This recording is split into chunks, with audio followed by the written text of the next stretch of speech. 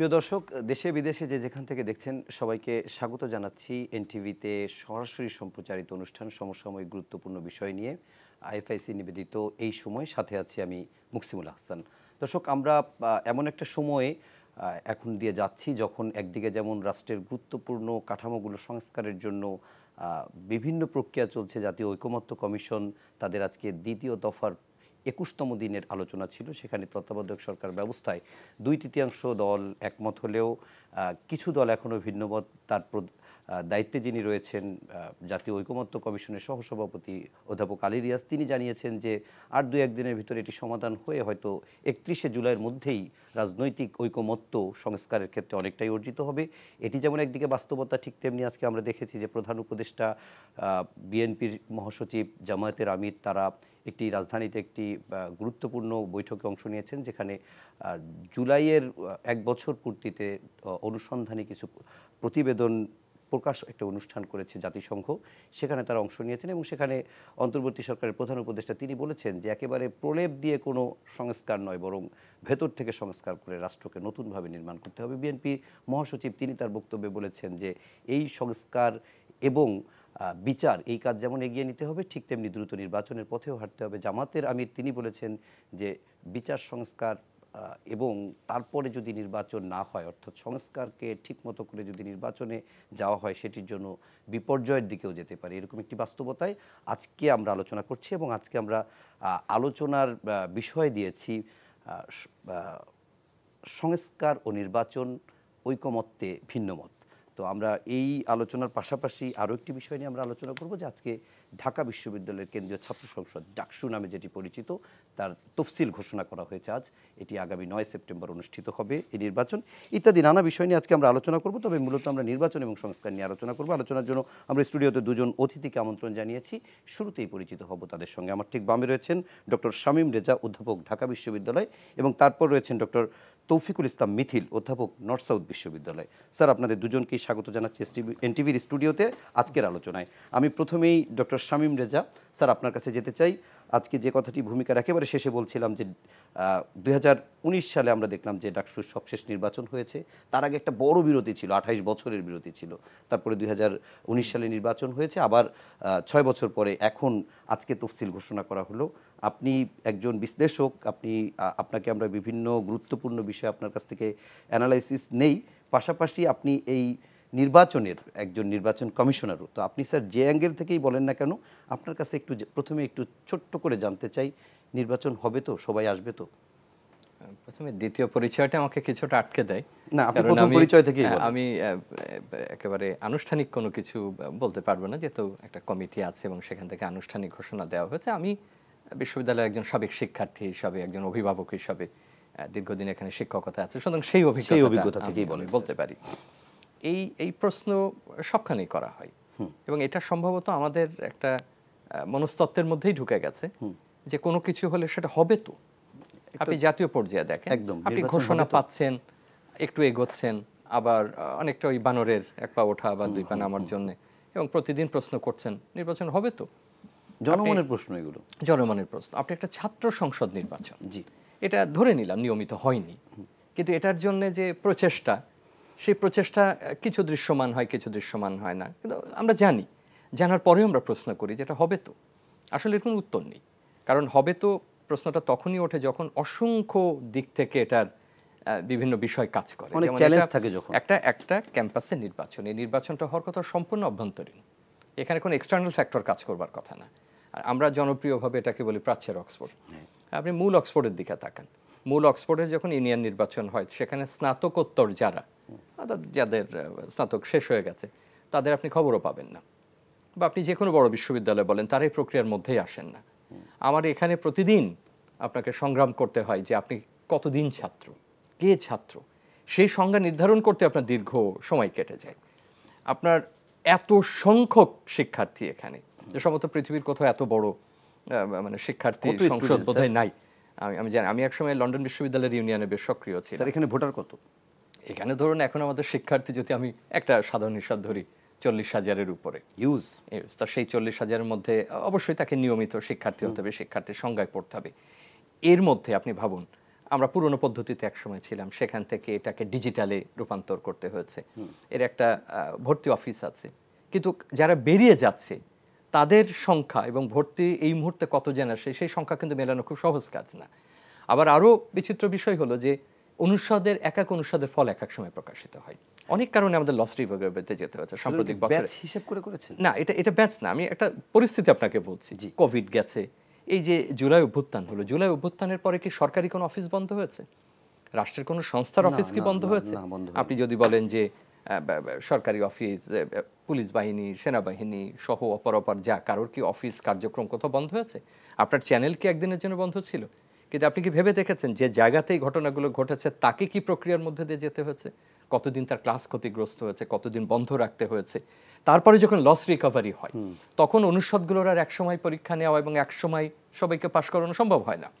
তার সঙ্গে আছে কেউ হয়তো ওই বছর উত্তীর্ণ হননি, কেউ হয়তো আমরা যেটাকে বলে ড্রপ দিয়েছেন। এরকম যদি আপনি তালিকা ধরেন বহু রকম বিষয় মানে ক্যাটাগরি রয়েছে, এদেরকে একত্রে এনে আপনি একটা ডাকসুর ভোটার তালিকা তৈরি করছেন। আমি শুধু আপনাকে একটা উদাহরণ দিলাম। এরকম একটা প্রস্তুতি, তার সঙ্গে সবচেয়ে বড় যে ঝুঁকিটা যে বাইরের পক্ষগুলো একমত, এই প্রশ্ন গত 50-60 বছর ধরে সবসময় করতে হয়।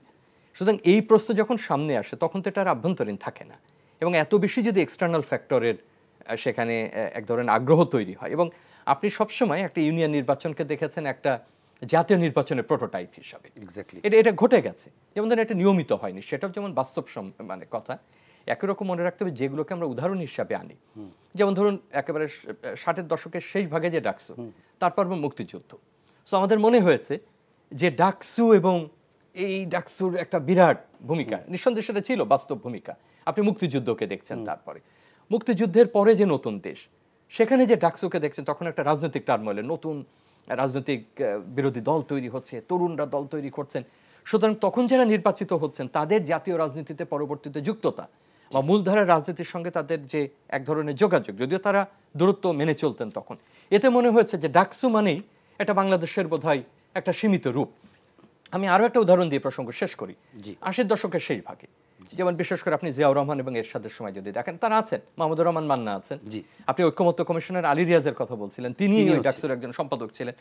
এই যে পরিবর্তনের সময়গুলোতে, এটা জিয়াউর রহমানের শাসনামল, আবার এর মধ্যে এরশাদ আসছেন কিংবা এসে গেছেন, ফলে আমরা মনে করছি যে রাষ্ট্রের রাজনৈতিক প্রক্রিয়া যেখানে ব্যর্থ হচ্ছে সেখানে বোধহয় একটা এটা তো একটা শিক্ষা প্রতিষ্ঠান। সুতরাং আপনি এরকম বড় বড় উদাহরণগুলো যখন দেন এবং তার সাথে আপনি যখন এই রোমান্টিসিজম তৈরি করেন যে রাষ্ট্রের একটা প্রোটোটাইপ, নির্বাচনের একটা প্রোটোটাইপ, হ্যাঁ, গণতান্ত্রিক আন্দোলনে এই প্রতিষ্ঠানের অসামান্য ভূমিকা। আপনি জুলাই অভ্যুত্থান থেকে আরো পেছনে যান, এর তালিকা আপনিও আমার চাইতে আরো ভালো জানেন, যে দেশের সবাই নড়াচড়া করছে না, কিছু না, স্ট্যাগন্যান্ট অবস্থা, তখন এই প্রতিষ্ঠান জেগে ওঠে বা আরো অন্য প্রতিষ্ঠান জেগে ওঠে। এখন এর ঝুঁকিটা কি?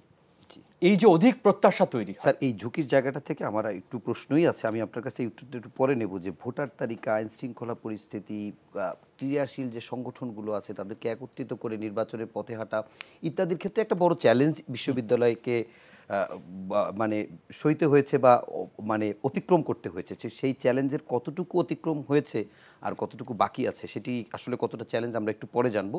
আমি একটু তৌফিকুল ইসলাম মিথিল স্যার, আপনার কাছে যে বিষয়টি একটু জানতে চাই, আপনি একজন রাষ্ট্রবিজ্ঞানী, কিন্তু সেই রাষ্ট্রবিজ্ঞানী জায়গা থেকে আমরা সংস্কার নিয়ে আলোচনা করব, কিন্তু তার বাইরে আপনি নিজেও বিশ্ববিদ্যালয়ের শিক্ষার্থী ছিলেন। বেসরকারি বিশ্ববিদ্যালয়গুলোকে আমরা দেখেছি যে এই জুলাই অভ্যুত্থানে বড় ভূমিকা রেখেছে, বিশেষ করে কমপ্লিট শাটডাউনের প্রথম দিন ঢাকার রাজপথে আসলে বেসরকারি বিশ্ববিদ্যালয় দখলে ছিল, যেটিকে বলা হয় আন্দোলনের ভিত রচনার ক্ষেত্রে অন্যতম গুরুত্বপূর্ণ ভূমিকা রেখেছে। আমি একটু জানতে চাই, দুইটা প্রশ্ন ছোট্ট করে একটু উত্তর নেব। একটা হচ্ছে যে বেসরকারি বিশ্ববিদ্যালয়গুলো একেবারে প্রচলিত রাজনীতি না করলেও তাদের এরকম রাজনীতি সচেতন সমাজ আসলে কি ভাবছে, আপনার বিশ্ববিদ্যালয়গুলো কি ভাবছে, এবং আপনাদের ছাত্র সংসদগুলো কিভাবে চলে, বা আপনারা ছাত্র সংসদের কোনো প্রয়োজনীয়তা ফিল করেন কিনা, কারণ ক্লাব আছে অনেকগুলো, এবং সেই সঙ্গে অন্যান্য বিশ্ববিদ্যালয়গুলোতেও আমরা দেখছি রাজশাহী ইউনিভার্সিটির তফসিল ঘোষণা করা হয়েছে, হয়তো নির্বাচনে আগায় যাবে। জাহাঙ্গীরনগর বিশ্ববিদ্যালয়ে তফসিল ঘোষণা করা হয়নি, কিন্তু একটা ডেডলাইন দেওয়া হয়েছিল, কিন্তু নির্বাচন মনে হয় একটু আটকে গেছে মনে হচ্ছে। তো সব মিলিয়ে একটু জানতে চাই। ধন্যবাদ আপনাকে। আসলে যথার্থই বলেছেন যে আসলে আমি একজন পাবলিক ইউনিভার্সিটির ছাত্র হিসেবে ইনফ্যাক্ট যতটা না গর্বিত তার চেয়ে বেশি গর্বিত হচ্ছে আমি একজন বেসরকারি বিশ্ববিদ্যালয়ের শিক্ষক হিসাবে। হ্যাঁ, উত্তরটা আমি দিচ্ছি যে গত আন্দোলনে যেখানে এসে থেমে গেছে, মানুষ হয়তো ধারণা করেছিল আন্দোলন মনে হয় এখানেই শেষ, সেখান থেকে কিন্তু বেসরকারি বিশ্ববিদ্যালয় শিক্ষার্থী এবং শিক্ষকরা, আমরাও যারা ছিলাম, শিক্ষকরা মিলে যে আন্দোলনকে একটা পর্যায়ে নিয়ে এবং অ্যাচিভমেন্ট করা, সত্যি আমার কাছে যেটা মনে হয়েছে, আমি বরাবরই বেসরকারি বিশ্ববিদ্যালয়ে শিক্ষার্থীদের ব্যাপারে আশাবাদী ছিলাম।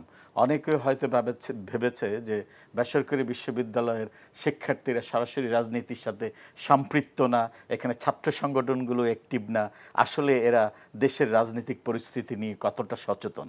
আপনি দেখেছেন আন্দোলনগুলো কত অর্গানাইজড ওয়েতে করেছে, যেটা ইতিমধ্যে স্যার বলেছেন যে রাজনীতি, ছাত্র রাজনীতির পটভূমি আমি যদি ধরতে চাই সেটা ঢাকা বিশ্ববিদ্যালয়, কিন্তু ঢাকা বিশ্ববিদ্যালয় যেখানে এসে থেমে গেছে সেখান থেকে কিন্তু বেসরকারি বিশ্ববিদ্যালয় শুরু করেছে এবং হালটা এমনভাবে ধরেছে, শত প্রতিবন্ধকতার মধ্যেও এমনও হয়েছে ইন্টারনেট ছিল না, অল্টারনেটিভস প্ল্যাটফর্ম দিয়ে কিভাবে অর্গানাইজড ওয়েতে করেছে, আমি অবাক হয়েছি।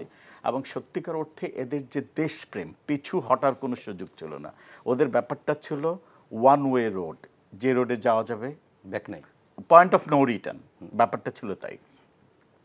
আসলে রাজনীতি, ছাত্র রাজনীতি করলেই যে ছাত্রদের মধ্যে সচেতনতা থাকবে সেটা আমি বিশ্বাস করি না, কারণ সেটা কিন্তু আমি দেখছি বেসরকারি বিশ্ববিদ্যালয়ে প্রায় আমার 17 বছর। আমি ব্যক্তিগতভাবে পাবলিক ইউনিভার্সিটির ছাত্র যেমন ছিলাম, আবার জাকসুর হল সংসদে নির্বাচিতও ছিলাম। প্রথম বর্ষে যে আমি একটা ইলেকশন পাই, সেই ইলেকশনটাই করে এবং নির্বাচিত হই। তবে আমি যেটা বলবো যে দেখেন, বেসরকারি বিশ্ববিদ্যালয়ে যখন আমি জাপানে ছিলাম, আমেরিকাতে ছিলাম, যেখানে ওখানে কিন্তু স্টুডেন্ট পার্লামেন্ট সরাসরি হচ্ছে না, যেটা ইতিমধ্যে স্যার বললেন যে ঢাকা ইউনিভার্সিটিতে ছাত্রছাত্রী ভোটার সংখ্যা 40,000। আমি যে বিশ্ববিদ্যালয়ে পড়াচ্ছি, নর্থ সাউথ ইউনিভার্সিটিতেও কিন্তু নিয়ার অ্যাবাউট 30,000 স্টুডেন্টের একটি কম্পারিজন করছিলেন ঢাকা ইউনিভার্সিটি। আসলে আমি কে ভালো কে কতটা ভালো সেগুলো সেই কম্পারিজনে যাচ্ছি না। ব্যাপারটা হচ্ছে যে দেখেন, বেসরকারি বিশ্ববিদ্যালয় এই পর্যন্ত 3টি আন্দোলনের সাথে সম্পৃক্ত ছিল সরাসরি। আপনি যদি দেখেন ব্যাট বিরোধী আন্দোলন, যেটা শিক্ষার উপর ব্যাট ইম্পোজ করতে চেয়েছিল ফ্যাসিস্টদের সময়ে, তার পরবর্তীতে হচ্ছে নিরাপদ সড়কচায়, সর্বশেষ হচ্ছে কোটার আন্দোলন।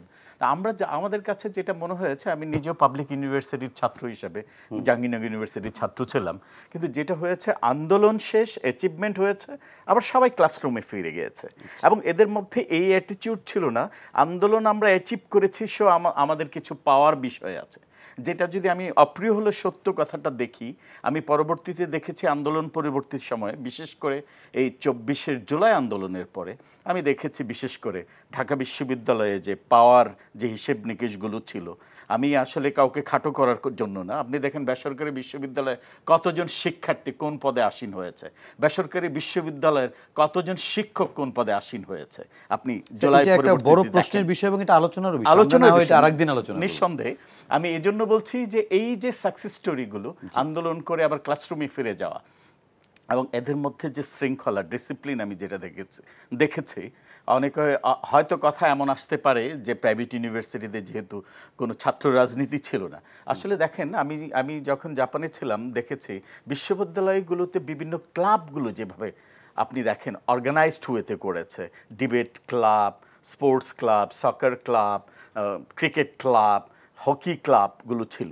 তো একই পদ্ধতিতে কিন্তু আপনি যদি বেসরকারি বিশ্ববিদ্যালয়ে যান, প্রত্যেকটা ক্লাব আছে এবং প্রত্যেকটা ক্লাবে আর্ট ক্লাব, থিয়েটার ক্লাব, প্রচুর ক্লাব আছে এবং ক্লাবে আপনি এত অ্যাক্টিভ পাবেন যেটা আপনি অবাক হবেন, যেটা আমি সরকারি বিশ্ববিদ্যালয়ে পড়ার সুবাদে আমারও এত ইনভলভমেন্ট ছিল না, কিন্তু এই অ্যাক্টিভিটিসগুলো এরা এনজয় করছে এবং এই ক্লাসরুমেও এদের এই অ্যাক্টিভিটিসগুলো থাকে। ছাত্র সংসদগুলো কিভাবে হয়? না, হয় না, না, এখানে ছাত্র সংসদ এটা নিয়ে কোনো মানে এই ক্লাবগুলো দেখেন, ক্লাবগুলো ওরা যে ক্লাব লিডার যে সিলেক্ট করে, হ্যাঁ, এটা কিভাবে হয়? এই সিলেকশন প্রসেসটা, এখানে কিন্তু ইলেকশন হচ্ছে না, বাট সিনিয়র জুনিয়র ওরা লিডারশিপটা ধরে নেয় যে একটা ক্লাবকে কে নেতৃত্ব দেবে, যার কোয়ালিটি আছে, যে সময় বেশি দিতে পারবে, সে কিন্তু অ্যাচিভ করে নেয়। আসলে কেউ কাউকে বানায় না। ফার্স্ট সেমিস্টারে উঠে যখন সে একটা ক্লাবে যায়, সে তো ফ্রেশার থাকে, স্বাভাবিকভাবে ওই ক্লাবে কিছু সিনিয়র আছেন, তো ওদের আমব্রেলাতে যখন কাজ করে, এর মধ্যেই একটা টার্গেট থাকে, আমি ইন দ্য লং রান এই ক্লাবের প্রেসিডেন্ট হতে চাই। কাজটার উপর তার ডেইলি অ্যাক্টিভিটিস, তার পারফরম্যান্স, সবগুলো মিলেই কিন্তু সে অ্যাচিভ করে নেয়। আর এই পর্যন্ত আমি কখনো শুনিনি যে কোনো ক্লাব মেম্বারদের মধ্যে কনফ্লিক্ট হয়েছে, বরং কাজ করার একটা প্রতিযোগিতা ছিল। ক্লাবগুলোর লিডারশিপ কি ইউনিভার্সিটি অথরিটি সিলেক্ট করে দেয়? না, এখানে প্রতিটা ক্লাবে একজন শিক্ষক অ্যাডভাইজার থাকেন। ধরেন বিতর্ক ক্লাব যেটা আছে এনএসইউর খুবই ভালো ভালো বিতর্কিক আমরা জানি, শামীম রেজা স্যার নিজেও বিতর্কের সাথে সম্পৃক্ত, উনিও জানেন যে নর্থ সাউথে অনেক ভালো ভালো বিতর্কিক আছে। তাহলে এই বিতর্ক ক্লাবের যারা প্রেসিডেন্ট সেক্রেটারি বা দায়িত্ব নেয় তারা কি ওখানকার মডারেটর তাদের সিলেক্ট করে না? তারা সিলেক্ট হয় আসলে আমরা আমাদের শিক্ষকদের মাঝে থেকে যিনি একজন অ্যাডভাইজার থাকেন ওনারা সিলেক্ট করে দেন না, আসলে এই সিলেকশন প্রক্রিয়াটা ওরা এই ক্লাব মেম্বাররাই করে থাকেন। এইটাই আমি অবাক হয়েছে ওদের মধ্যে যে লিডারশিপ একটা আছে, যেটা হয় কি স্বাভাবিকভাবে লিডার সিলেক্ট করতে ইলেকশন প্রসেসের ব্যাপার আছে, আবার গ্রুপ কনফ্লিক্ট, এটা আমি দেখিনি আমার 16-17 এরপরে আপনারা যে প্রশ্নটা গিয়েছিলাম সেটা হচ্ছে যে এই 5 জানুয়ারির পরে যেহেতু আমরা যে বিতর্কটা 5 আগস্টের পরে, দুঃখিত, 5 আগস্টের পরে যে একটা পট পরিবর্তন হলো, তারপরে তাদের রাজনৈতিক সচেতনতা বা ওরকম ন্যাশনালি পাচ্ছে কি পাচ্ছে না সেই হিসাবের বাইরে যে বিশ্ববিদ্যালয় কি তাদের ভিতরে রাজনৈতিক সচেতনতার কোনো ডাইমেনশন তৈরি হয়েছে যে তাদের ভিতরে এরকম, যেমন প্রায়ই আলোচনা হয় বেসরকারি বিশ্ববিদ্যালয়গুলোতে রাজনীতি থাকবে কি থাকবে না। আমরা দেখেছি কুয়েট যেটা মানে পাবলিক বিশ্ববিদ্যালয়, সেখানেও আমরা দেখছি যে মানে তারা ছাত্র রাজনীতি চাচ্ছে না। খুলনায় আগে থেকেই নাই খুলনা বিশ্ববিদ্যালয়। আসলে ইনফ্যাক্ট হচ্ছে দেখেন বেসরকারি বিশ্ববিদ্যালয় শুধু বলছি না, টেকনিক্যাল যে ইউনিভার্সিটিগুলো আছে, ইঞ্জিনিয়ারিং, মেডিকেল, ওখানে আসলে পড়ার এত প্রেশার থাকে, রাজনীতি করার সময় পাওয়াটা বের করাটা কিন্তু খুব ডিফিকাল্ট। আমাদের যেমন দেখেন বছরে 3টা সেমিস্টার, পাশাপাশি প্রতিনিয়ত কুইজ থাকে, এক্সাম থাকে, মিড এক্সাম, ফাইনাল এক্সাম থাকে। এগুলো শেষ করে শিক্ষার্থীরা যে রাজনীতির সাথে সময় দিবে সেটা বের করা কিন্তু ইনফ্যাক্ট ডিফিকাল্ট। আরেকটা প্রশ্ন সেটা হচ্ছে যেটি একই সঙ্গে তো অনেকগুলো প্রশ্ন করেছিলাম, সেটা হচ্ছে যে আমরা দেখছি যে ঢাকা ইউনিভার্সিটি আবারও এগিয়ে গেল এবং ঢাকা ইউনিভার্সিটি যখন এর আগের বার হয়েছিল তখন সবাই ধারণা করেছিল ঢাকা ইউনিভার্সিটি যেহেতু হয়েছে 19-এ, এটা পরবর্তীতে অন্যান্য বিশ্ববিদ্যালয়গুলোতে হবে, কিন্তু সেটি হয়নি। জাহাঙ্গীরনগর বিশ্ববিদ্যালয় আরও 3-4 মাস 6 মাস ধরে কাজ করছে, কিন্তু এখনও বারবার একটা আশ্বাসের পরেও কেন যেন কোথায় আটকে আছে।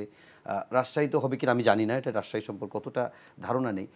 এই বিশ্ববিদ্যালয়গুলো ছাত্র সংসদগুলো নির্বাচনের আগে হয়ে যাবে বলে মনে হয় কিনা?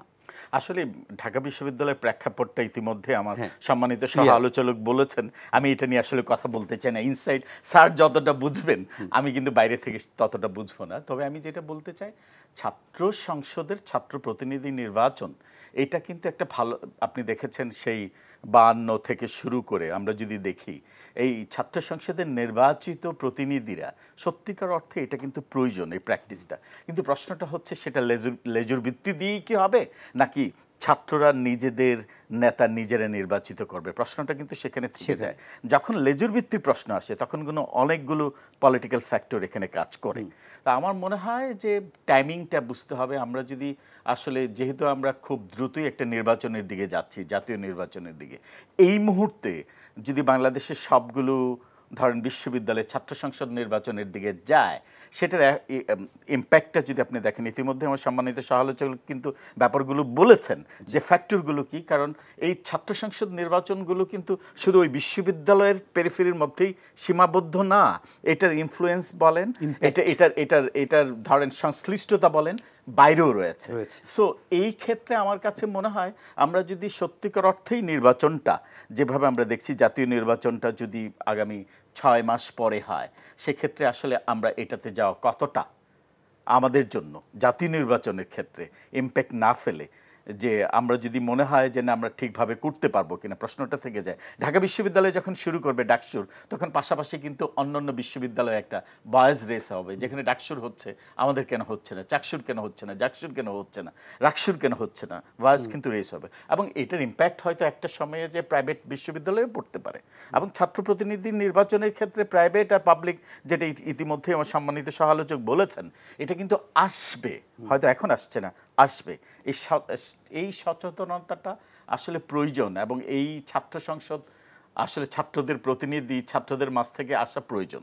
কিন্তু এই টাইমিংটা উপযুক্ত কিনা, আমার প্রশ্নটা সেখানে। আপনার কাছেই আমি তাহলে প্রশ্ন করি, আপনারা সেই জাকসুর নেতা ছিলেন কত আগে, 30 বছর নির্বাচন নাই, রাজনৈতিক দল তো অনেকগুলো ক্ষমতায় থাকলো, রাজনৈতিক দল আসলে আবার সবার জন্য লেভেল প্লেইং ফিল্ড সমান হবে বা ইলেকশনের নিশ্চয়তা সবাই পাবে তারও কি নিশ্চয়তা আছে? না, এটা একটা ভালো প্রশ্ন করেছেন। সত্যিকার অর্থেই আমি আসলে সেই 91-এ আমরা জাকসুর নির্বাচন পেয়েছিলাম।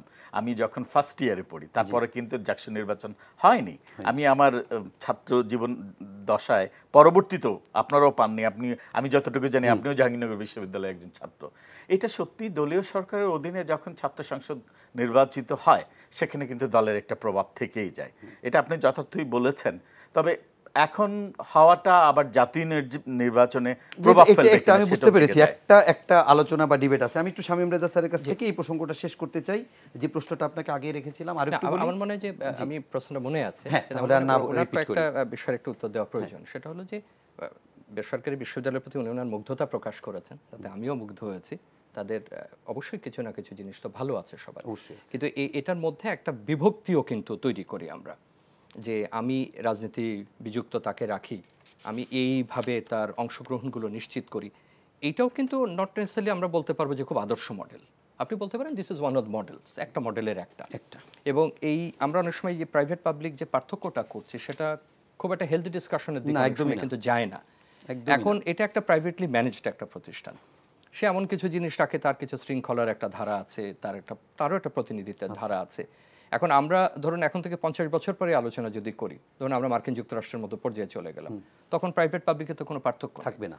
ওটার শুধুমাত্র কিছু পরিচালন এবং অর্থায়ন ছাড়া দুটো একই জিনিস। এখন আমাদের প্রধান এখানে ডিটারমিনেন্ট হয় যে অর্থায়নটা কিভাবে হয় এবং এটার পরিচালন পদ্ধতি নিয়ে। সেই অর্থায়ন এবং পরিচালন পদ্ধতি কিন্তু সমস্ত বিষয়গুলোকে নির্ধারণ করে না। সাম্প্রতিক সময়ে হয়তো করছে, কিন্তু ভবিষ্যতে হয়তো করবে না। যেমন ধরুন আমি একটু আগে যে সংখ্যা দিয়ে বোঝানোর চেষ্টা করছিলাম, এটা কিন্তু অনেক দর্শকের জন্য কঠিন এটা বোঝাটা। এটা আমি বোঝানোর চেষ্টা করছিলাম যে আপনি যখন বলছেন ডাকসু হবে, তো তখন একটা উদাহরণ দিচ্ছিলাম যে শুধু একটা কমপ্লিট ডাটাবেস তৈরি করতে কি ধরনের চ্যালেঞ্জের মুখে হয়। এরকম আরও অনেক কাছে আমি আসছি সেখানে। আমার কাছে যে জিনিসটা উনি যেটা বললেন, সেটা উনি নিজেও পাবলিক ইউনিভার্সিটি ব্যাকগ্রাউন্ড থেকে আসছেন, সুতরাং উনি দুটো পরিস্থিতি দেখার সুযোগ পেয়েছেন দুটো জায়গাতে। বা আমরা প্রত্যেকে যখন বিদেশে পড়েছি, আমরা সেখানকার অবস্থাগুলো আমরা খেয়াল করেছি। প্রত্যেকটা দেশ একটা অবস্থান থেকে আর একটা অবস্থানে গেছেন। এবং এটাও মনে রাখতে হবে যে একটা গণতান্ত্রিক সমাজে অনেকগুলো গণতান্ত্রিক প্রতিষ্ঠান তৈরি হয়, যেখানে অনেক গণতান্ত্রিক প্রতিষ্ঠান আছে। বিশ্ববিদ্যালয়ের মতো উন্মুক্ত প্রতিষ্ঠান আছে, আপনার এখানে স্বশাসিত নির্বাচন কমিশন আছে, আইনসভা রয়েছে, বিচার বিভাগ স্বাধীন। সেখানে আপনাকে সমস্ত কিছু বিশ্ববিদ্যালয়ের উপর আরোপ করতে হয় না, সেখানে আরও অনেকে দায়িত্ব পালনের আছে। কিন্তু যে সমাজে এটা নাই, যেখানে কোনো প্রতিষ্ঠান দাঁড়ায় না, কখনো ডেমোক্রেটিক ইনস্টিটিউশনসগুলো নিয়ে আমরা এখনো পর্যন্ত এই জুলাই সনদে আপনি কি নিয়ে বিতর্ক করছেন যে ডেমোক্রেটিক ইনস্টিটিউশনগুলোকে আপনি ইনস্টিটিউশনালাইজ করতে পারেননি। সেখানে ঘুরে ফিরে একটা প্রতিষ্ঠান যেখানে শিক্ষার্থীরা থাকে, আপনার সমস্ত আশা আকাঙ্ক্ষাগুলো গিয়ে সেখানে পড়ে, কিন্তু সেখানে একই সঙ্গে সব প্রতিষ্ঠান সব দায়িত্ব পালন করে না। আপনি মনে করেন যে ভারতের কয়েক বছর আগে যখন নাগরিকত্ব আইন হচ্ছে, ভারত জুড়ে যখন নানান রকম ইস্যু তৈরি হচ্ছে, তখন জামিয়া মিলিয়া দিল্লির যে ভূমিকা পালন করেছে, সেই ভূমিকা আমি নিশ্চয়ই আর একটা প্রাইভেট বিশ্ববিদ্যালয়ের কাছে আশা করিনি।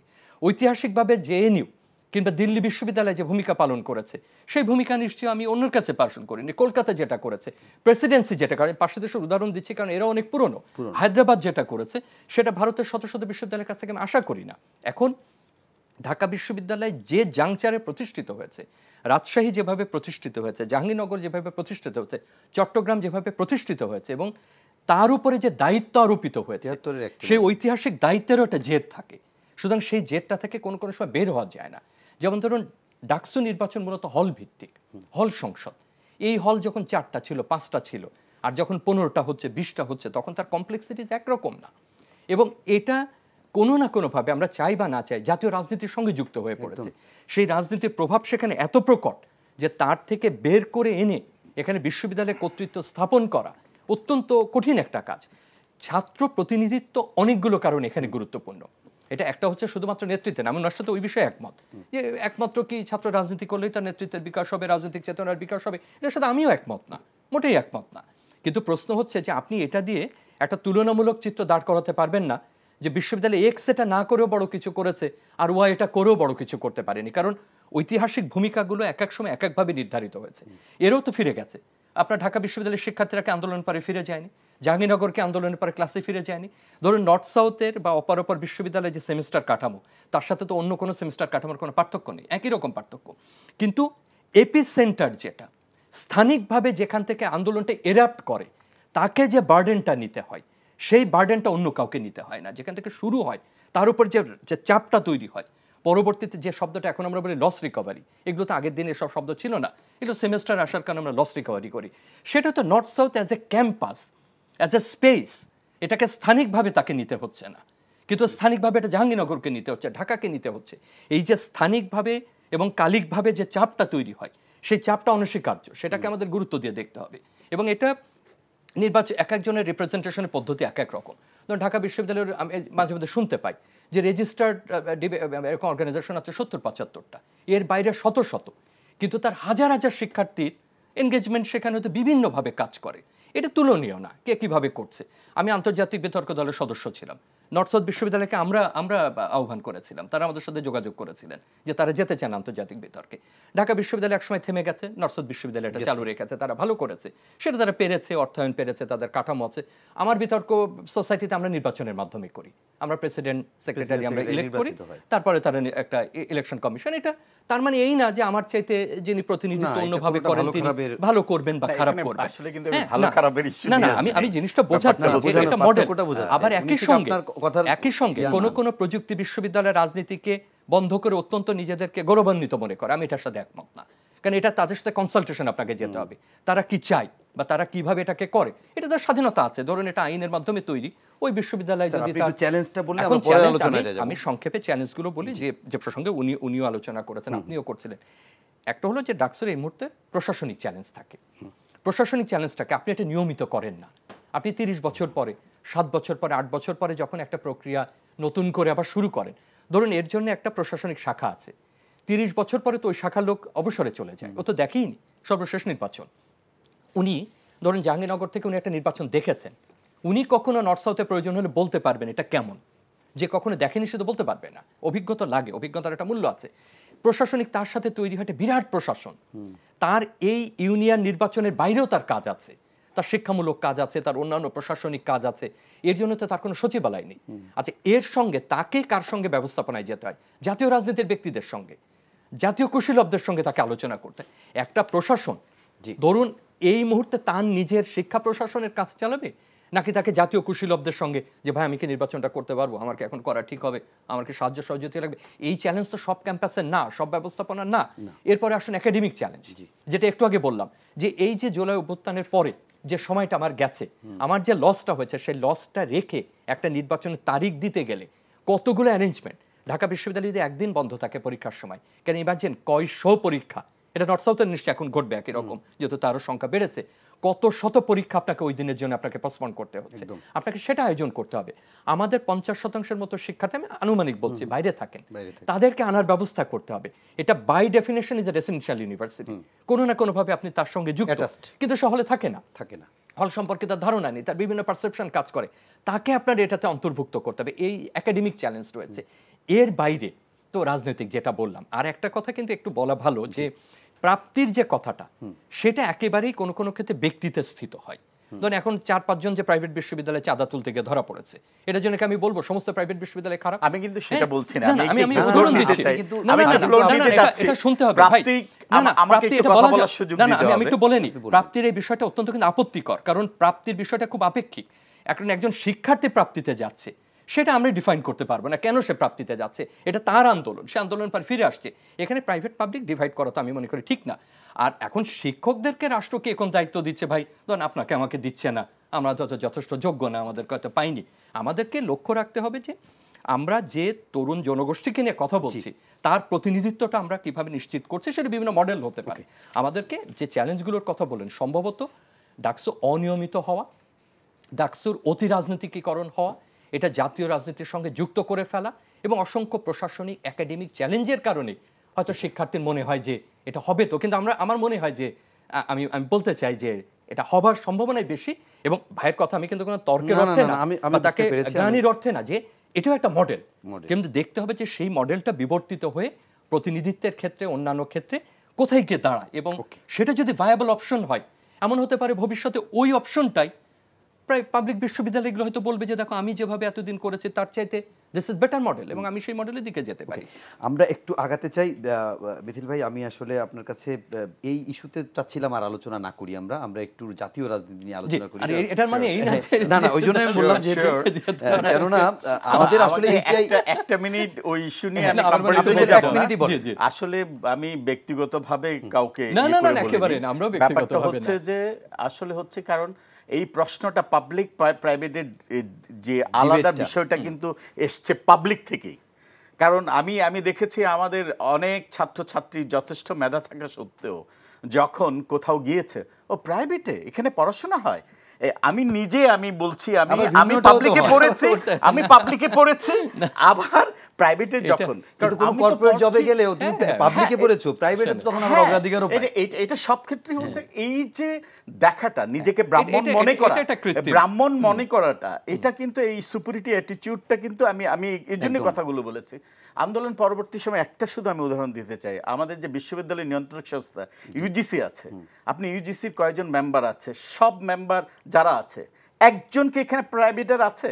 আপনি যদি স্ট্যাটিস্টিক দেখেন বাংলাদেশে প্রাইভেট ইউনিভার্সিটি 119টা, পাবলিক ইউনিভার্সিটি অবশ্যই থাকা উচিত, কিন্তু আপনারা তো vibrant teacher, আপনাদের কোনো আমি ওনার সাথে সমর্থন দিয়ে আগেই বলেছি যে আমাদের দুজনের যোগ্যতা নাই যে এখানে সম্ভবত আমি আপনাকে বলছি না আমাদেরকে ভাইয়া, ডাকে। যে মানে আপনি দেখেন একজন প্রতিনিধি তো অ্যাট লিস্ট প্রাইভেট থেকে থাকা না, উচিত ছিল, সেটা কারণ নিশ্চয়ই, প্রাইভেট অবশ্যই থাকা উচিত। আলটিমেটলি কিন্তু এই নিয়ন্ত্রক সংস্থা কিন্তু যে 73 অধ্যাদেশে যে 4টা ইউনিভার্সিটি আছে এখানে কিন্তু প্রভাব বিস্তার করতে পারে না, তাইলে কি আলটিমেটলি কিন্তু নিয়ন্ত্রক হিসাবে প্রাইভেটই কাজ শুধু করতে হবে। এখানে না, অন্যত্র অন্যত্র অন্য কিন্তু ক্ষেত্র, অন্য একজন ক্ষেত্রে। দেখেন, আমি শুধু জি। একটা সেক্টরের কথা জি, জি, বললাম, না, আমি এই সেখানে বিষয়ে আমি একমত, বললাম জি। প্রতিনিধির কথা। জি। আসলে আক্ষরিক অর্থে আমি কিন্তু এই কথা বলিনি যে এটা পাবলিক প্রাইভেট, আমি নিজেও তো একজন পাবলিকের university ছাত্র, student। তাই এই জন্য আমি এখন পড়াচ্ছি, আমি বিষয়গুলো দেখছি। আরেকটা যেটা হচ্ছে কি, রাজনৈতিকভাবে যে এরা এতটা সচেতন, আমি অবাক হয়েছি। সেটা কারণ আমি দুটো প্রশংসনীয়। কোর্স জি, নিতাম, জি। যেটা পলিটিক্যাল সায়েন্সের আবার বাংলাদেশ স্টাডিজ। আমার কাছে না অবাক লাগতো, আমার কাছে মনে হয় এই ছেলেগুলো শুধু গেম করে খেলছে, ইংলিশ মিডিয়াম থেকে এসেছে, পলিটিক্স দেখেনি, দেখেনি, রাজনৈতিকভাবে কি এরা আদৌ সচেতন? কিন্তু মাঝে মাঝে যখন অ্যাসাইনমেন্ট লিখতে দিয়েছি, এমন ছিল লাস্টের দিকে এমন ছিল যে লিডার হিসেবে ওই শেখ মুজিবুর রহমানের উপরেই অ্যাসাইনমেন্ট লিখতে হবে, এবং এটা আমাদের বিশ্ববিদ্যালয়ে একটা অনেকটা এআইভিতে যখন ছিলাম নির্দেশনাই ছিল যে ওনার উপরেই লিখতে হবে। তখন এটা নিয়ে আমি যখন একাডেমিক কাউন্সিলের কথা বলেছি যে অ্যাটলিস্ট আমাদের সে অপশনটা দেওয়া উচিত, ওনার নামে লিখুক, আর অন্য লিডার সিলেকশনটা ছাত্রছাত্রীরা নিজে করুক।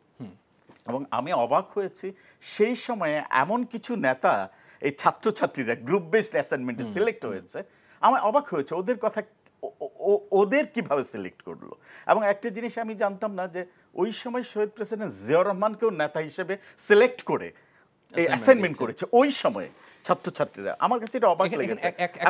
একটু ওনার সময় 30 সেকেন্ড সময় দেন, আমি এই বিষয়টা প্রশংসা করবই। সেটা হচ্ছে যেটা পাবলিকের কিন্তু এটা একটা বড় দুর্বলতা তৈরি হচ্ছে, যে তার এই যে আমি যদি সহজভাবে বোঝাই যে মেজর মাইনর নাই, এবং তার লিবারেল আর্টসকে সে ইনকর্পোরেট করতে পারেনি। এটা কিন্তু একটা বড় ঘাটতি তৈরি করছে, যেটা প্রাইভেটগুলো প্রথম থেকে এটা উত্তরণ করতে পেরেছে। সহজভাবে বোঝে, আপনি পদার্থবিজ্ঞান পড়েন কিন্তু আপনি রাষ্ট্রবিজ্ঞানের একটা কোর্স নিতে পারছেন না, আপনি গণিত পড়েন, আপনি শিক্ষার একটা কোর্স নিতে পারছেন না। যিনি ইতিহাস পড়েন তিনি যদি গণিতে ভালো হন, তিনি কি গণিতের একটা কোর্স নিতে পারেন না, তিনি কি পরিসংখ্যানের একটা কোর্স নিতে পারেন না। এইটা অবশ্যই প্রশংসা করতে হবে যে প্রাইভেট বিশ্ববিদ্যালয়গুলো অধিকাংশ ভালো, আমি প্রথম যাদেরকে চিনি যদি 4-5টা বা 10টার কথা বলি, তাদের অন্যতম একটা বড় অর্জন হলো এই লিবারেল আর্টস কিংবা জিইডি বা যে নামে আপনি যে পদ্ধতিতে বলেন, এবং উনি যেটা বলেন আমি তার সঙ্গে একমত।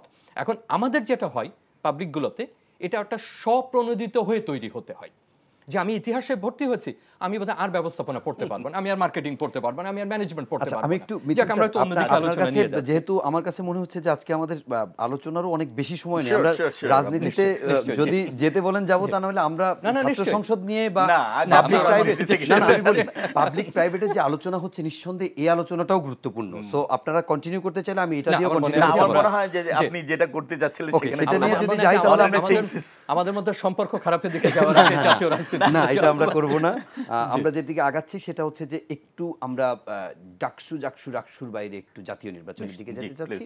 আজকেও একটি আলোচনায় আমি ভূমিকায় বলেছিলাম যে বিএনপি মহাসচিব তিনি বলেছেন জরুরি সংস্কার করার মাধ্যমে যেগুলো প্রয়োজনীয় সেটা করে সময় ক্ষেপণ না করে সময় মতো নির্বাচনের দিকে যেতে। আবার জামাতের আমির তিনি বলেছেন বিচার সংস্কার ভালোভাবে না হয়ে যদি নির্বাচন হয় তাহলে বিপর্যয় হতে পারে। প্রায় কাছাকাছি দুজনেই কিন্তু সংস্কারের কথা বলছেন, বিচারের কথা বলছেন, নির্বাচনের কথা বলছেন, প্রায় কাছাকাছি বক্তব্য, কিন্তু টোন এবং সুরের এত পার্থক্য কেন? আসলে কেউ যদি জেনে যায় তার যে পরীক্ষাটা সে নেক্সট উইকে দিবে, তার রেজাল্ট খারাপ হবে, সে কিন্তু চাবে না পরীক্ষা দিতে। সে চিন্তা করবে পরীক্ষাটাকে কত ডিলে করা যায়। তাই রাজনৈতিক দলগুলোর মধ্যে কারোর যদি এমন আশঙ্কা থাকে, হয়তো এই সময়ে নির্বাচনটা হলে আমি আশানুরূপ ফলাফল আমি হয়তো পাবো না, যত ডিলে হবে তত হয়তো আমার ফলাফলটা ভালো হবে। আমি পরীক্ষা নিয়ে এই জন্য তুলনা করলাম। আপনি দেখেন যেসব ছাত্রছাত্রীরা হয়তো ভালো প্রিপারেশন না, ওরা কিন্তু সবসময় একটা তালবাহানা করতে চায় পরীক্ষাটা কিভাবে পেছানো যায়। তা আমার কাছে মনে হয় রাজনৈতিক দলগুলোর, আপনি যে দুটো উদাহরণ দিয়েছেন, এই মুহূর্তে বাংলাদেশের সবচাইতে বড় দল হচ্ছে বাংলাদেশ জাতীয়তাবাদী দল বিএনপি, এবং বিএনপি শুরু থেকেই কিন্তু বলছে যে নির্বাচনের সাথে সংশ্লিষ্ট যে সংস্কারগুলো আছে সেগুলো দ্রুত করে নির্বাচনের দিকে এগিয়ে যাওয়া। কারণ নির্বাচিত সরকারের মাধ্যমে আপনি দেখেন দেশে যে অর্থনৈতিক যে অবস্থা যেভাবে যাচ্ছে, এই যে স্ট্যাগনেন্ট অবস্থায় আছে, যার কারণে কিন্তু মানুষের ইনভেস্টমেন্টও কিন্তু সেভাবে হচ্ছে না। মানুষ মনে হয় একটু চুপচাপ বসে আছে, এখন কি করব না, পরিবর্তনটা হোক। পরিবর্তন আমি অর্থ বলছি নির্বাচিত সরকার আসলে করব। সবাই কিন্তু এই ওয়েট করছে। আমি জানি না বাইরের ইনভেস্টমেন্টের ব্যাপারেও সেরকমই কিন্তু দৃশ্যমান হচ্ছে। আমি যে কথাটা বলতে চাই, যারা এই টোনে কথা বলছে যে না বিচার প্রক্রিয়া সংস্কার সিমালটেনিয়াস চলতে পারে, বিচার প্রক্রিয়া সংস্কার নির্বাচনের জন্য প্রস্তুতি। আপনি দেখেন 1 বছর হয়ে গেছে, দৃশ্যমান সংস্কার আমার কাছে এখন মনে হচ্ছে যে হচ্ছে, খুব দ্রুত হচ্ছে। কিন্তু তার আগে যে কমিটি হয়েছে, সংস্কার কমিটি কিন্তু আগেও হয়েছে, শুরু থেকে হয়েছে, তখন কেন দৃশ্যমান এই সংস্কারের ইস্যুগুলো ছিল না? এখন যেমন সময় নিয়ে খুব দ্রুত করার চেষ্টা চলছে, সেটা যদি আরো আগে থেকে করা হতো, সংস্কার প্রক্রিয়া কিন্তু আমরা একটা পর্যায়ে যেতে পারতাম। তা আমার কাছে মনে হয় এটা কি এই কারণে হতে পারে যে তারেক রহমান এবং ডক্টর মোহাম্মদ ইউনূসের লন্ডনে যে বৈঠক হয়েছে তারপরে কি এটা একটু গতি পেয়েছে? আমার মনে হয় তখন স্বাভাবিকভাবেই যে এই আলোচনার পর যেটা হয়েছে, পারস্পরিক যে একটা সন্দেহ অবিশ্বাস ছিল, সেটা প্রথমত অ্যাবলিশ হয়েছে আমার কাছে মনে হয় ওই আলোচনার পর। এবং ওখানে তো নিশ্চয়ই একটা আলোচনা হয়েছে যে একটা নির্বাচনের রোড ম্যাপ দেওয়ার ব্যাপারে, এবং যেটা ইতিমধ্যেই আমরা অনেক সময় কিন্তু কালক্ষেপণ হয়েছে যে সংস্কার কমিটি হওয়ার পরে সেভাবে কাজ না হওয়া। তা আমার কাছে যেটা মনে হয়, সংস্কার নির্বাচনের জন্য যতটুকু এখন প্রয়োজন নির্বাচন সংশ্লিষ্ট, সেটা দ্রুত করে নির্বাচনের দিকে এগিয়ে যাওয়া উচিত। আদারওয়াইজ এখন যদি আমরা পালস নিতে চাই, আপনি দেখেন বিএনপি যত পার্সেন্ট লোকদের রিপ্রেজেন্ট করছে, আমি যেটা বলেন দল জামাত বা অন্যান্য দল এনসিপি বলেন, যত ছোট দলগুলো মাঝারি দলগুলো আছে, ওদের পলিটিক্যাল স্ট্যান্ড পয়েন্ট থেকে চিন্তা করবে যে নির্বাচনটা যদি আরো পরে হয় তাদের হয়তো ফলাফল আরো ভালো হতে পারে। সেই চিন্তা থেকে হয়তো বলতে পারে নির্বাচনটা আরো পরে হোক, এবং সেজন্যই বলবে বিচার প্রক্রিয়া আগে হোক, তার পরবর্তীতে হোক। আপনি দেখেন নতুন একটা দল যেটা হয়েছে এনসিপি, তরুণদের গড়া, সেটা আমরা নিঃসন্দেহে আমরা এটা অভিনন্দন জানাই, এবং এই তরুণরা এগিয়ে আসুক। কিন্তু স্বাভাবিকভাবে একটা দল যখন প্রথম হয়ে যে যদি চিন্তা থাকে আমি ক্ষমতায় যাব, সেই দল কিন্তু আসলে ক্ষমতায় যে কখনো ভালো কিছু দিতে পারবে না। সত্যিকার অর্থে দেখেন আপনি বিএনপি গত 16-17 বছর নিপীড়ন, নির্যাতন, হত্যা, গুম যেভাবে শিকার হয়েছে, বিএনপি কিন্তু নিজেও এখন একটা পর্যায়ে এসে নিজেকে রাজনৈতিক দল হিসেবে, পরীক্ষিত রাজনৈতিক দল হিসেবে কিন্তু নিজেকে আসলে পরিচয় দিতে পারছে। আবার যেটা শুরুতে বিএনপি যখন ক্ষমতায় ছিল সেই উপলব্ধিটা হয়তো ছিল না, এখন যেটা হচ্ছে। তা আমার মনে হয় নতুন দল হয়েছে, ভবিষ্যতে ওরাও রাজনৈতিক নেতৃত্ব দিবে, ওরা তরুণ, ওদের সময় আছে।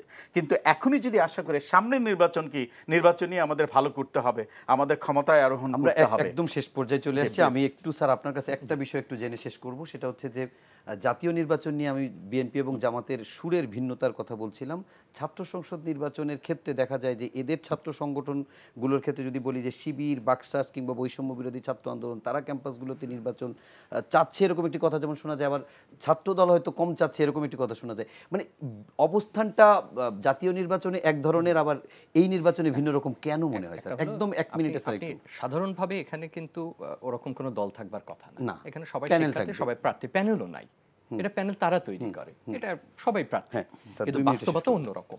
তো এই বাস্তবতা স্বাভাবিক। জাতীয় রাজনীতি, যেটা আমরা দুজনই বলছি যে জাতীয় রাজনীতি এমনভাবে জেঁকে বসেছে যে এর বাইরে গিয়ে স্বতন্ত্রভাবে শিক্ষার্থীদের যে রাজনৈতিক পরিচয়, সেটাই মাঝে মধ্যে সংকটের মধ্যে পড়ে এবং অনিবার্যভাবে তার একটা প্রভাব ক্যাম্পাসগুলোতে, এবং ক্যাম্পাসে যখন প্রতিনিধিত্বের নির্বাচনের কথা বলে, ইউনিয়ন নির্বাচনের, তখন তার উপরে পড়ে। এখন যারা বাংলাদেশ জাতীয়তাবাদী দলের এই আদর্শের যে শিক্ষার্থী সংগঠন, সেটা তারাই ভালো বলতে পারবেন যে কেন দোদুল্যমানতা রয়েছে, যদিও তারা এটাকে বর্জন করেননি। যেমন ডাকসুর ক্ষেত্রে তারা বলেছেন তারা এটাকে ওয়েলকাম করেছেন, তাদের কিছু পর্যবেক্ষণ আছে, অন্যরা হয়তো সুবিধাজনক অবস্থানে আছেন। আমার মনে হয় যে দুটো মিলিয়ে যদি বলা হয়, জাতীয় রাজনীতি আমরা একটা হঠাৎ করে একটা সমান্তরাল ধারায় চলে আসছি। এখন এইভাবে যদি আপনি ক্রমশ সমান্তরাল ধারায় চলতে থাকেন, তাহলে কিন্তু আপনি কোনো সমাধানে যেতে পারবেন না। আর একটা হলো যে অনেক মৌল বিষয় আছে, যে বিষয়গুলোতে আপনি চূড়ান্ত লক্ষ্যে ঠিক আছেন যে আপনি এটা করবেন, দ্বিকক্ষ করবেন, অন্যান্য বিষয় করবেন, কিন্তু পদ্ধতিতে আপনি মিলতে পারছেন না। এখন এইটাকে যদি আমরা এখন ডিসএগ্রিমেন্ট হিসাবে বড় আকারে নিয়ে আসি, তাহলে কিন্তু একটা বড় ধরনের সংকটের দিকে আমরা যেতে পারি। আমি র্যাঙ্ক চয়েসের কথা শুনলাম হঠাৎ করে। র্যাঙ্ক চয়েস আমি ঠিক জানি না। র্যাঙ্ক চয়েস, ধরেন এই যে মামদানি যে প্রাইমারিতে জিততো, সেখানে র্যাঙ্ক চয়েস করা হয়েছিল, র্যাঙ্ক চয়েস ভোটিং, তার দলের প্রাইম, সেটা বোঝাতে গিয়ে গলদঘর্ম হতে হয়েছে তাদেরকে যে হোয়াট ইজ র্যাঙ্ক চয়েস। অসংখ্য টিউটোরিয়াল, অসংখ্য কিছু করে বাংলাতে পর্যন্ত তার ভিডিও চিত্র, যে র্যাঙ্ক চয়েস কি, যেটা এখনো যদি কাউকে বলা হয় যে ওই দলের কর্মী ভালো করে বোঝাতে পারবেন কেন র্যাঙ্ক চয়েস কি। আপনি এই যে নতুন নতুন পদ্ধতি, একটা ভোকাবুলারি আপনি ছেড়ে দিচ্ছেন, কিন্তু এর প্রভাবটা জানেন না। এইগুলো আমার মনে হয় যে একটা জায়গা আনতে, আমি ওনার সঙ্গে খুব একমত যে সংস্কারগুলি ইতিমধ্যে এগ্রিড 140টা 50টা, যেটা দেবপ্রিয় কিছুদিন আগে বলেছেন, শ্বেতপত্র এবং টাস্কফোর্স, কেন সেটা বাস্তবায়ন করা যাচ্ছে না 1 বছরে, কি কারণে, সেগুলো তো আপনি চালাতে পারেন। চলমান একটা সংস্কার প্রক্রিয়া থাকবে। ওকে, আমরা জুলাই সন্ধ্যায় একটা জায়গায় যাবার চেষ্টা করছি, কিন্তু জামাতের যে অবস্থান, সেটা যদি আইনের ক্ষেত্রে বলি, সংসদের ক্ষেত্রে বলি, দেশ পরিচালনার ক্ষেত্রে বলি, সেটা কি বিএনপির সঙ্গে মিলবে? সেটা তো মিলবে না। আবার আপনি পূর্ণাঙ্গভাবে একটা চুক্তি করালেন আমাকে স্বাক্ষর কর। পৃথিবীতে অসংখ্য চুক্তি হয়, এরকম অসংখ্য ট্রিটিজ আছে, কিন্তু আমি যে ভবিষ্যতে যদি এটা ডেমোক্রেটিকলি গ্রহণ না করি, তাহলে তো পারবে না। এবং সবশেষ আমি আবার ওই শিক্ষার্থী প্রসঙ্গ ধরেই শেষ করবো, যেটা জাতীয় রাজনীতির ক্ষেত্রে অমর্ত্য সেন তার সমাবর্তন বক্তৃতায় 90 দশকের সেই দিকে ঢাকা বিশ্ববিদ্যালয়ে যখন বক্তৃতা দিচ্ছিলেন, উনি একটা কথাই বলেছেন যে বিশ্ববিদ্যালয়গুলো হলো মত প্রকাশের এবং যুক্তি দেওয়ার গণতান্ত্রিক সবচেয়ে বড় প্রতিষ্ঠান, এবং যখন আপনি এখান থেকে বেরিয়ে যাবেন, যত বাইরে যাবেন তত এটা সংকুচিত হবে। রাজনীতিতে সংকুচিত হবে, বাইরে সংকুচিত হবে। আমার মনে হয় যে আমাদের দুজনের অবস্থানগত দেখার দৃষ্টি যাই থাক, মূল কথা হলো শিক্ষা প্রতিষ্ঠানগুলোকে একটা গণতান্ত্রিক পরিষদে রূপান্তর করতে হবে। এইটাই আপনি যে প্রক্রিয়া, এবং একই রকম ভাবে জাতীয় রাজনীতির ক্ষেত্রে যদি গণতান্ত্রিক পরিসরকে আপনি বিস্তৃত না করতে পারেন, শুধুমাত্র ফর্মালিটিস বা কিছু প্রতীকী ব্যঞ্জনার মধ্যে দিয়ে আপনি পরিবর্তন আনতে।